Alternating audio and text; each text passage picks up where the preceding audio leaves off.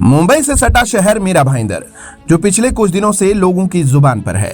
फिलहाल इन दिनों भाईंदर पश्चिम के इलाके उत्तन क्षेत्र में बनाई गई एक दरगाह का मामला सुर्खियों में आ गया है।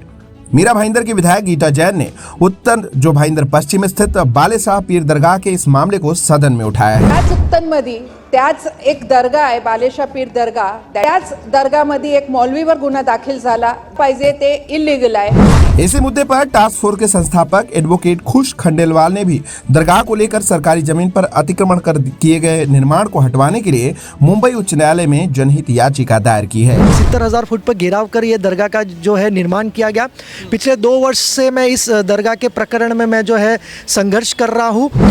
मीरा रोड में हुए सांप्रदायिक तनाव, टी राजा जैसे फायर ब्रांड नेता के साथ रैली करने और मंच शेयर करने सहित दरगाह के मुद्दे जैसे तमाम ऐसे मुद्दों पर अपनी बेबाक राय रखने वाली मीरा भाईंदर की राजनीति में अपना लोहा मनवाने वाली विधायक गीता जैन ने मेट्रो सिटी समाचार के साथ बिंदास अंदाज में बातचीत की है।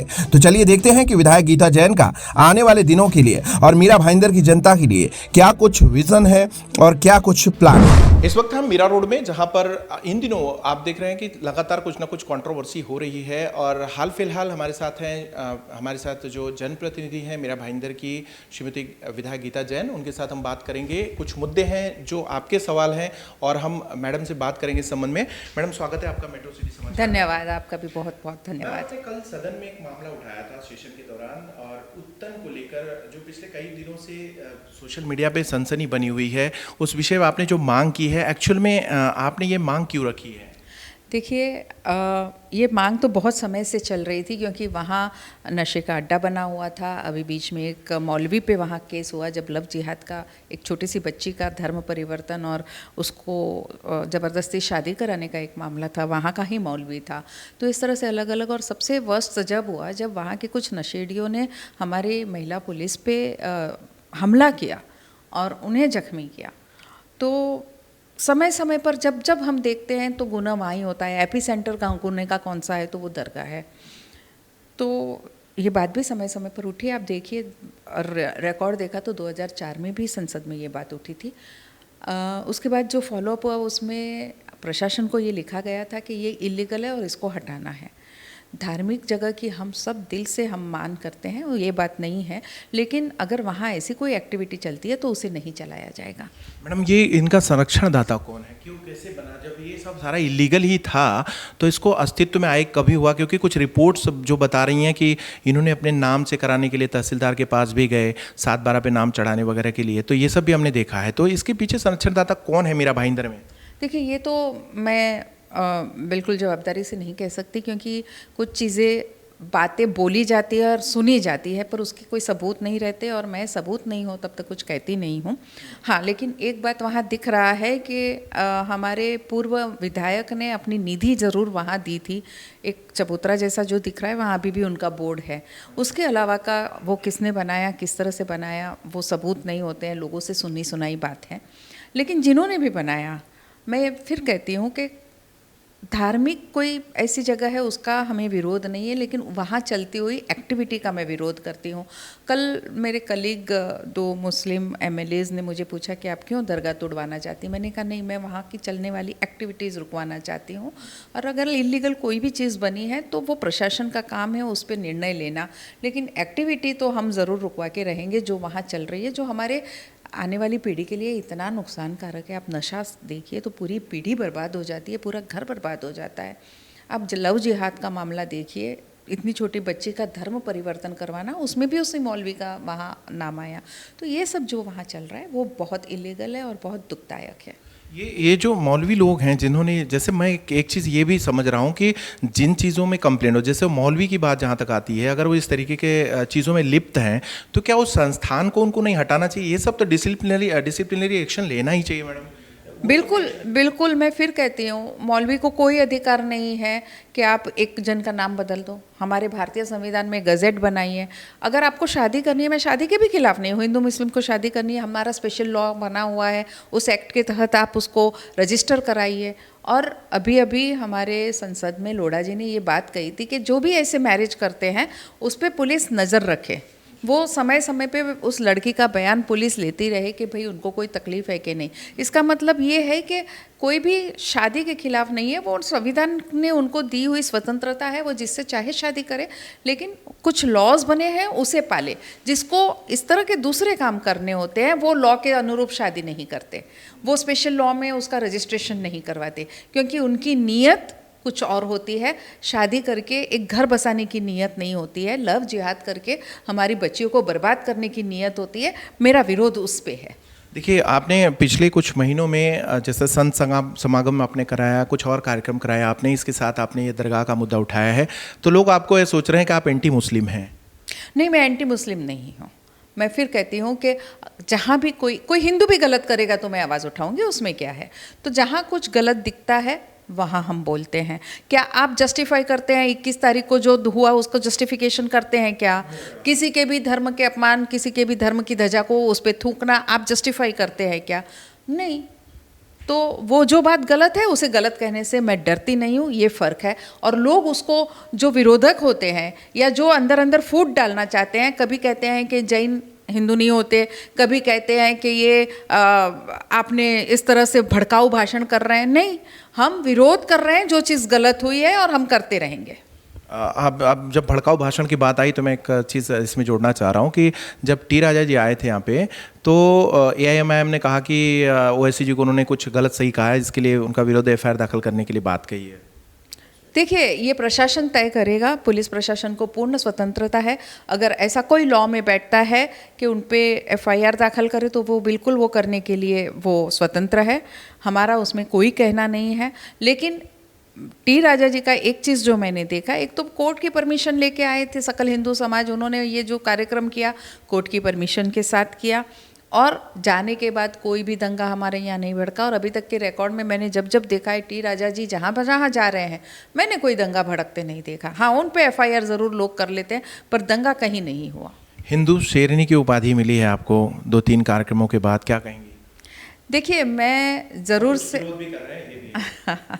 हर एक सिक्के की दो पहलू तो ज़रूर होती है, और जब विरोध ज़्यादा होता है ना, तब ये समझना चाहिए कि आप सही रास्ते पे चल रहे हो। ये मेरा खुद का अनुभव है कि, और अमुक लोग, जो पर्टिकुलर लोग, देखिए आम जनता जब विरोध करती है हमें सचेत हो जाना चाहिए, लेकिन एक पर्टिकुलर क्लास जब विरोध करता है जो ऑलरेडी हमारे विरोधी है, तब समझना चाहिए कि हम बहुत सही चल रहे हैं। पर हाँ, मैं फिर कहती हूँ कि अपने धर्म के लिए बोलना अगर विरोध है, अगर धर्म के लिए बोलना ऐसा कोई क्राइम है, तो मैंने वो क्राइम किया और मैं हमेशा करती रहूँगी। मैडम, एक चीज़ और जोड़ूंगा, जो लोगों के मन में एक पीड़ा है कि मीरा भाईंदर जैसा इतना बड़ा शहर, और उस शहर में एक हिंदूवादी नेता है। यहाँ पे भी मीरा भाईंदर में आसपास बहुत सारे हिंदूवादी नेता माने जाते हैं, कहे जाते हैं, लेकिन उस समय सिर्फ आप आगे आई। लोग अब बाद में ये कह रहे हैं कि आप राजनीति के लिए आई, जबकि लोगों को आना चाहिए था। तो कहाँ गए वो लोग? आपकी नज़र में कोई ऐसा है जिनको आना चाहिए था? देखिए, मेरी शुरू से एक है कि मैं धर्म की राजनीति नहीं करती। मैं 21 तारीख को रामेश्वरम में थी, मैं रात को 1 बजे उतरी। 1 बजे उतरी तब मुझे पता चला कि ऐसा कुछ हुआ है, हमारे कुछ हिंदू भाई बहन हमारे घायल हुए हैं और हमारे धर्म का अपमान हुआ है। मैं उसी समय एयरपोर्ट से सीधी हॉस्पिटल गई थी, उनसे मिली, पुलिस स्टेशन गई, FIR दर्ज करवाई। तो मुझे तब तो लोग नज़र नहीं आए कोई दूसरे। उसके बाद दूसरे दिन गोल्डन नेस्ट में इतना बड़ा वहाँ पथराव हुआ था, तब भी मुझे कोई नज़र नहीं आया। मैं तो तब भी वहाँ खड़ी थी। अगर मैं राजनीति के लिए आती तो मैं तब नहीं जाती जब दंगा हुआ है। दंगे के बाद मेरे 2 बयान दे देती, सहानुभूति बता देती। मैं उन बच्चों के साथ वहाँ खड़ी थी जिनके पे पत्थर लगे, उस स्पॉट पे थी जहाँ पत्थरबाजी हुई। मैंने अपनी आंखों से देखा और मैं वहाँ गई। मैं दूसरे प्रोग्राम में जा रही थी, मैंने अपना रूट चेंज करके मैं वहाँ पहुँची कि कहीं दंगों में हमारे कोई बच्चे घायल तो नहीं हुए। तो उस समय तो मुझे कोई नहीं दिखा, तब तो घर में दुब के बैठे थे। तब आपको याद नहीं आया कि भाई हमारा अब जब विरोध करने का समय आ रहा है तब बोलते कि राजनीति कर रहे हैं। मैं उस बच्चों को देखने गई थी, उसमें कोई राजनीति नहीं थी। उस समय कोई राजनीति नहीं थी। अगर आपको राजनीति करनी थी तो आप आते ना उस समय। राजनीति, अगर आप राजनीति नहीं करते, अगर आप में हिम्मत है तो आके उस दंगे की जगह पे खड़े रहते जहाँ मैं खड़ी थी। आपने उसी समय 5 मिनट वाला भी बयान दिया था, पहले 15 मिनट चल रहा था, अब आपका सिर्फ 5 मिनट वाला बयान चल रहा है। देखिए अब मैं जिन्होंने इसका विरोध कर रहे हैं मैं उनसे पूछना ज़रूर चाहूँगी कि जब ओबीसी जी ने कहा था कि हमें 20 या 15 मिनट जो भी दे दो, तब आप पूछने गए थे कि क्या आपने 20 मिनट किसके लिए मांगी थी, 15 मिनट क्यों मांगी थी, क्यों भड़काऊ भाषण कर रहे थे। उसके बाद हमारे यहाँ के नेता ने कहा कि हमें तो सिर्फ 10 मिनट चाहिए, तब आप पूछने गए उनको कि आपने किस लिए 10 मिनट मांगी। मैंने तो यही कहा जो उनको 20 मिनट में करना है, जो उनको 10 मिनट में करना है, वो हम 5 मिनट में करेंगे। तो ये क्या होता है, कभी कभी लोगों को एक निशाना जब बनाना होता है तब ये सब बातें होती है। अगर आप में ताकत है तो आप पहले उनसे पूछो कि आप क्या करने वाले हो 20 मिनट में, पहले सवाल का जवाब वो दे, फिर मैं दूंगी। मेरा भाईंदर में धीरे धीरे पोलराइजेशन हो रहा है। देख रहा हूँ कि पिछले कुछ महीनों में और पिछले 6 महीने में कुछ चीज़ें ऐसी हुई हैं जो गुटों में लोग बंटने लगे हैं, जाति के हिसाब, धर्म के हिसाब से भी और राजनीति के हिसाब से भी। तो क्या आने वाले समय में जो इलेक्शन हो रहा है उसमें धर्म के हिसाब से राजनीति होगी? देखिए, मैंने फिर कहा मैं धर्म की राजनीति नहीं करती। मीरा भाईंदर में रहने वाले हर एक व्यक्ति की सुरक्षा, हर एक व्यक्ति को वो सब चीज़ें देना जो संविधान ने उनको दी है, वो उन्हें मिल रही है नहीं, ये देखना मेरा कर्तव्य है। जब बात संविधान की, जब बात देश की आती है, तब मैं एक विधायक, एक लोक प्रतिनिधि के रूप में ये देखूंगी कि यहाँ रहने वाला हर एक नागरिक वो पाए जो मेरा फ़र्ज़ है उनको देने का। लेकिन बात जब धर्म की आएगी तो यस, मैं अपने धर्म के लिए तो ज़रूर लड़ूंगी, उसका अपमान तो मैं सहन नहीं करूंगी। मैंने एक बात बहुत साफ कही है कि आप अगर हाथ बढ़ाओगे तो हम हाथ बढ़ाएंगे। सौहार्दपूर्ण वातावरण में मैं बहुत जगह जाती हूँ, मेरा सम्मान भी करते हैं वो, तो प्रेम है, प्रेम दे के प्रेम लीजिए। अपमान और ये दे के तो आपको वही मिलेगा जो आप दे रहे हो। आप अगर हमारे धर्म का अपमान करोगे तो हम एकजुट तो होने ही वाले हैं।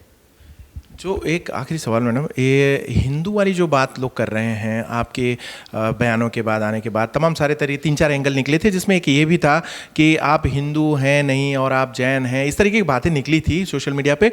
तो देखिए, ज़्यादातर लोग, कैजुअल लोग सोशल मीडिया देखते हैं, उनके ये दिमाग में मैसेज जाता होगा कि शायद आप हिंदू नहीं है या जैन है। क्या इस भेद को निर्माण करने के पीछे क्या लोगों की मंशा क्या है? देखिए, कुछ ये कहते हैं ना कि कुल्हाड़ी को अगर लकड़ा नहीं मिलता तो वो कभी पेड़ को काट नहीं पाती। कुछ अपने ही लोग फूट डालने के लिए ऐसे बयान देते हैं। आप मुझे बोलिए, 2014 में जब तक जैन को माइनॉरिटी डिक्लेयर नहीं किया गया था तब तक आप हिंदू थे। हम आज भी हिंदू लॉ के हिसाब से ही हमारा सब करते हैं, हम पे हिंदू लॉ लागू होता है, मुस्लिम लॉ लागू नहीं होता।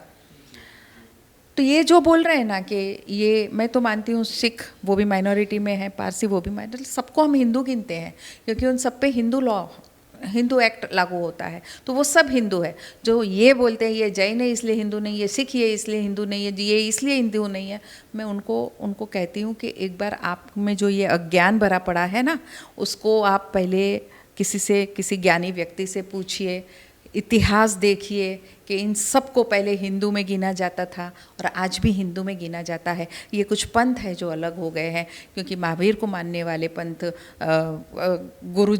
गुरुद्वारे में जाने वाला पंथ, पारसी पंथ, बौद्ध धर्म पालने वाला पंथ, लेकिन उसको कभी हिंदुओं से अलग नहीं किया गया है, उनको हिंदू ही कहा जाता है। उन्हें क्या संदेश देंगी जो एक दो लॉबी है जो आपके प्रतिभा को, आपकी छवि को मलिन करने के पीछे है, और कुछ लोग ऐसे हैं जो आपको सपोर्ट करते हैं और वो चाहते हैं कि आप आगे भी नेतृत्व करें? देखिए, मैं मेरा काम करती हूँ, मुझे जो सही लगता है मैं करती हूँ। जो मलिन करना चाहते हैं वो कितने सक्सेस होते हैं ये उनके कहने पे, मैंने फिर कहा कि अभी लोग उन्हें अज्ञानी ही कहेंगे, तो ऐसे लोग भी होते हैं जो मलिन करना चाहते हैं लेकिन वो ज़्यादा सक्सेस नहीं होता। सच्चाई को आप कहीं नहीं छुपा सकते, साज को आज नहीं, ठीक है थोड़े समय के लिए सूरज बादलों के नीचे छुप सकता है लेकिन सूर्य तो निकल के रहेगा। तो ये वही बात है, सच्चाई को आप नहीं छुपा पाओगे, सच्चाई आपको एक्सेप्ट करनी पड़ेगी। और मैं फिर कहती हूँ कि अगर मैं सच हूँ, अगर सच कह रही हूँ, अगर अपने धर्म के लिए मैं आवाज़ उठा रही हूँ तो ये मैं ज़रूर करती रहूँगी। मैं हमारे धर्म का अपमान कहीं भी बर्दाश्त नहीं करूँगी। धन्यवाद आपका, हमसे जुड़ने के लिए धन्यवाद, आभार। आपकी राय और आपके मशवरे, आपकी जो इस पूरी इंटरव्यू पे आपकी क्या प्रतिक्रिया, हमें कमेंट करके जरूर बताइएगा।